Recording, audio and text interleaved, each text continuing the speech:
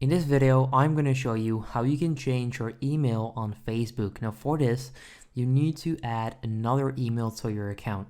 And you can actually do that by going to Facebook, going into your settings, and then right there you'll find contact, and then you'll see primary, and then your email address. So first of all, you want to click on edit.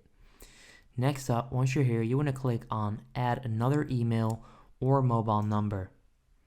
Right there, you then want to add your new email that you want to change it to. So that's exactly what I'm gonna do right now. Okay, so I've just added another email. What you can do next is click on make primary on that new email that you just added to your account. Then once you did that, you can actually remove the old email, and that's how you can change your email on Facebook. So if this video helps you out, make sure you go ahead and leave a like. I would appreciate that.